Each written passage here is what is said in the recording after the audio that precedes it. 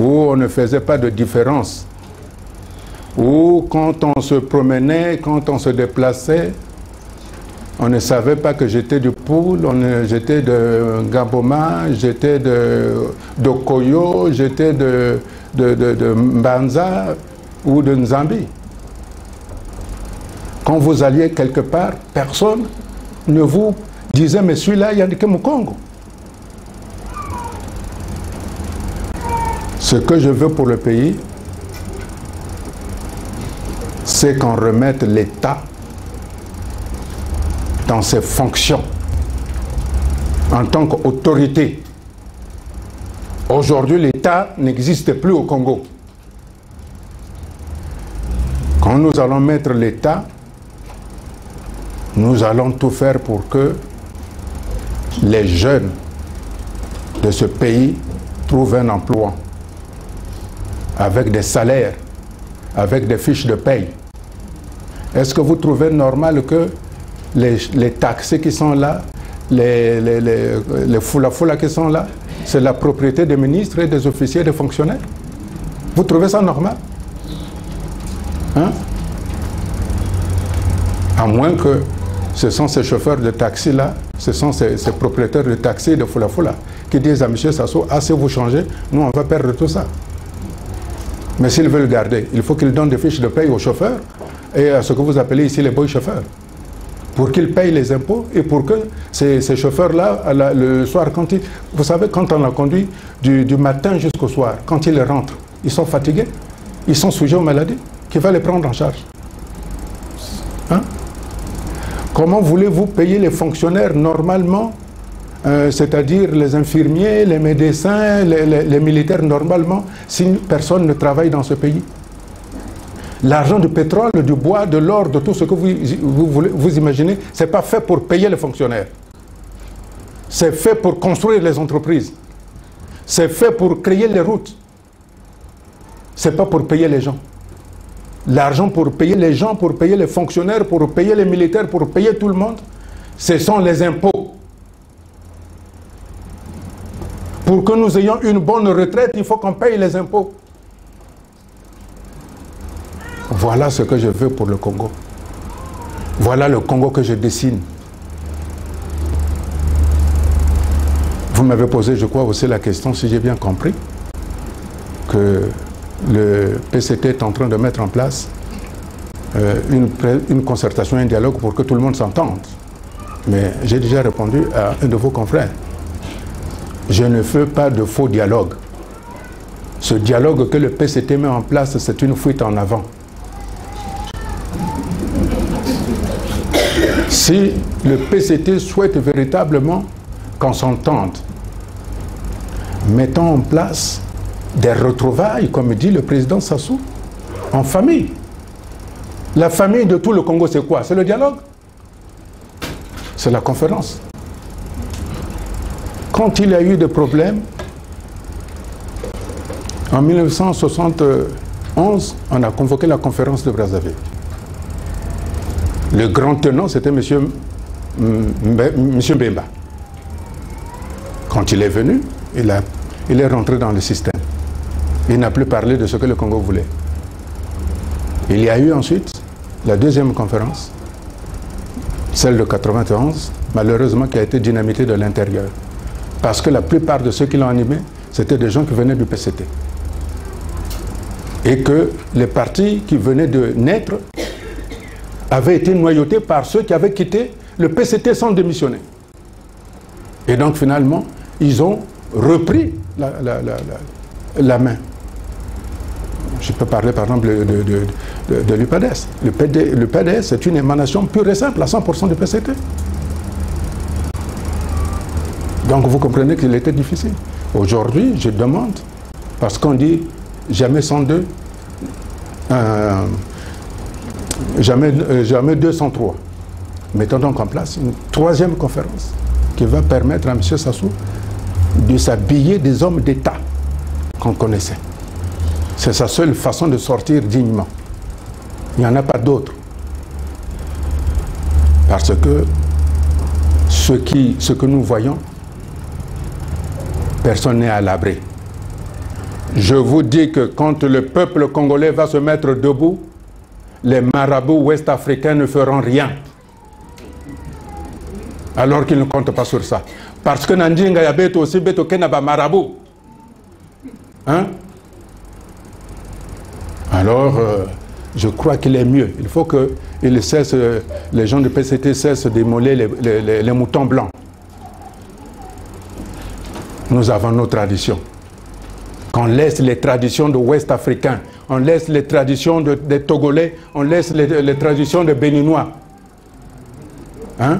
On a nos femmes ici qui les laissent, ces femmes ça là-bas, qui leur disent des choses. Hein?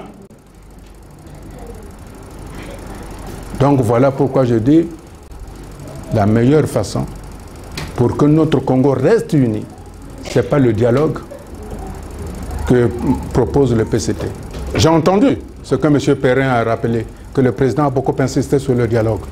Mais, vous savez, moi je commence à avoir de la distance avec M. Sassou Nguesso. Devant les corps constitués de la nation, il avait dit « Je veux des élections libres et transparentes ». C'est ce qu'il avait dit en 2008. Exactement le 15 août 2008, il avait dit « Nous devons avoir des élections libres et transparentes ». M. Mboulou en a fait à sa tête. Alors que quand M. Sassou nous parle de dialogue, je m'inquiète parce que je ne sais pas ce qu'il entend par ça, par dialogue. Oui, quand nous allons recevoir une invitation officielle, disons, retrouvons-nous pour voir comment on peut faire pour sortir le pays de cette situation. Chacun va dire, bon, moi je veux le dialogue parce qu'il y a ceci, il y a cela. Et puis nous, au CDRC, nous dirons, nous voulons la conférence nationale qui ne soit pas teintée d'invectives parce que nous souhaitons que tout le peuple congolais se réconcilie. Voilà, je crois avoir répondu à l'ensemble des questions. S'il y en a une que j'ai omis, merci de me la rappeler. MNTV. Non, j'ai semblé que vous répondre déjà à ma question. Merci beaucoup. Emmanuel. Oui.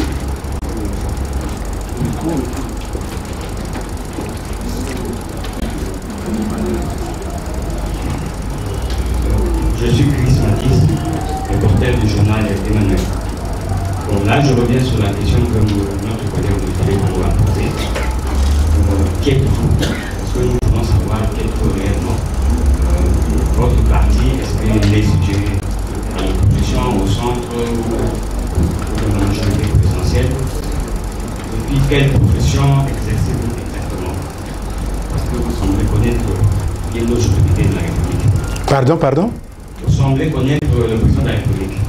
C'est pour ça que nous voulons savoir si vous avez été militaire ou pas. Ça, c'est une question. Voilà, la deuxième question. Le Congo, bon, certainement, vous êtes au courant que le gouvernement a ouvert un compte au niveau de la Banque des États de l'Afrique centrale. Le fameux compte qu'on dit de stabilisation. Ce compte-là, en ce moment, au niveau de la classe politique. Éternelle question qui est Modeste Boukadia. Mais enfin, vous me connaissez. Vous me connaissez. J'ai la responsabilité, la lourde responsabilité de présider aux destinées du Cercle des démocrates et républicains du Congo, le CDRC, un parti reconnu, existant sur l'étendue du territoire et qui fait des propositions pour que les intérêts du peuple congolais ne soient pas réquisitionnés par quelques-uns. Ce n'est pas parce que je parle comme ça que forcément je suis l'ami du président. Mais je suis un responsable politique. Un responsable politique, il parle. La différence avec les autres, c'est que je n'ai jamais émergé au PCT, ni en Pila la nuit tombée. Donc je peux parler. Les autres ne peuvent pas parler comme avait dit. Alors Bongwanda, toi tu me critiques, le soir tu vas venir en Pila. Moi je ne connais pas la route de la nuit d'un Pila. On ne sait pas par où on passe. Pour être beaucoup plus correct, M. Sassou est un Congolais. Il a été élu par 6% du taux de participation. C'était 80. Bon, disons par 10% des Congolais en 2009.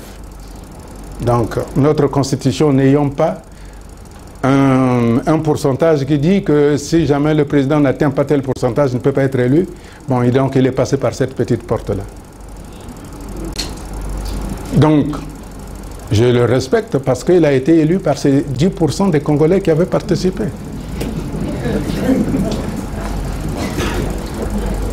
Mais en dehors de ça, suis-je militaire?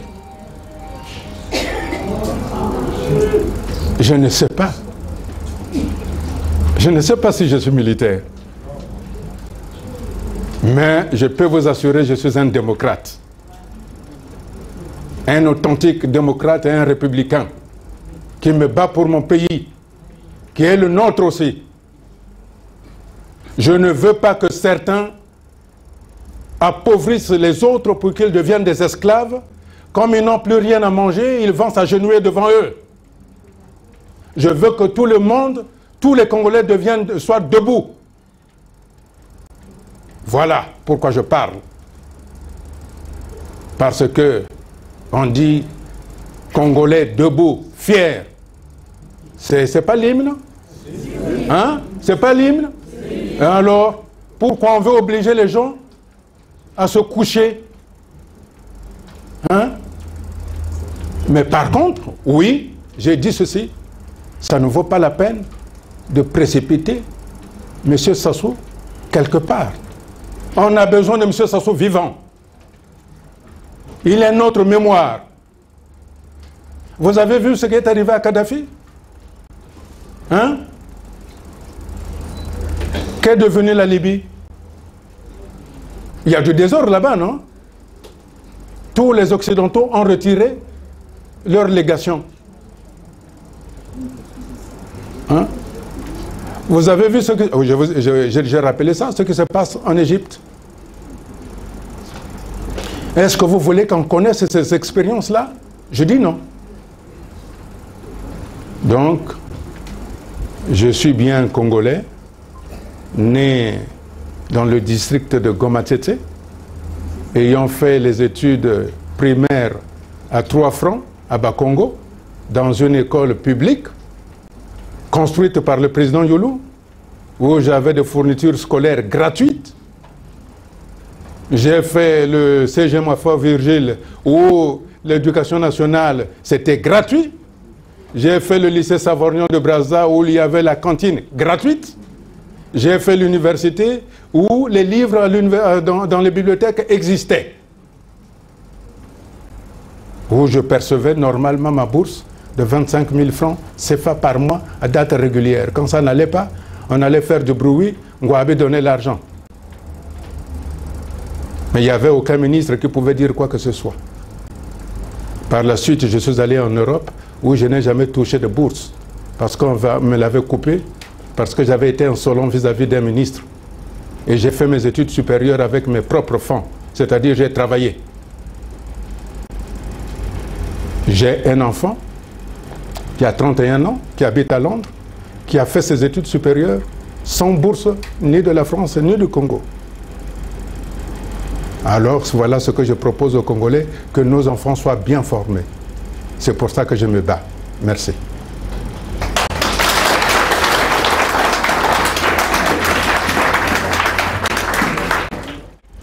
Vous êtes sûr qu'il n'y a pas de possibilité de créer un gouvernement d'union nationale?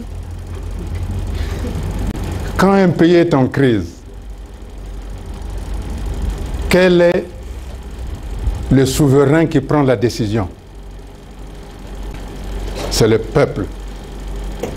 Comme le peuple est souverain et que M. Sassou a été élu par les 10% des Congolais qui avaient participé, donc on lui reconnaît cette possibilité-là de devenir le souverain par substitution. Et comme il devient le souverain, c'est lui qui prend la décision. Non, monsieur, les institutions ne fonctionnent pas. Les institutions sont là pour aller gagner leur dîme. Il ne faut pas qu'on se trompe. Parce que s'il y avait des institutions, vous penserez qu'il y aurait des routes qu'on commence et qu'on ne finit pas? Hein? Vous pensez que s'il y avait des institutions, il y aurait des gens qui vont pleurer à la morgue là? Vous pensez que s'il y avait des institutions, les infirmières et les infirmiers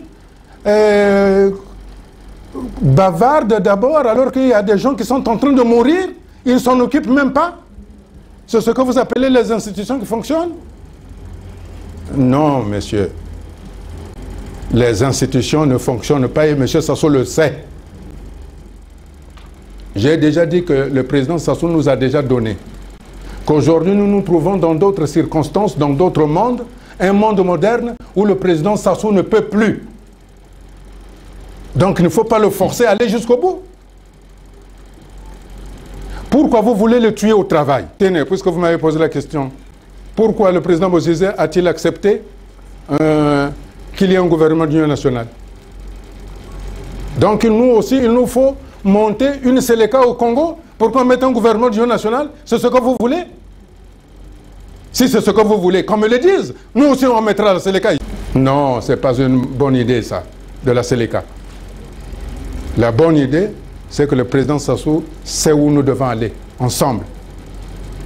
C'est-à-dire un gouvernement d'union nationale qui ne tiendra pas compte du passé, mais qui partira d'un point précis pour que demain, nous soyons de nouveau fiers et debout. Merci.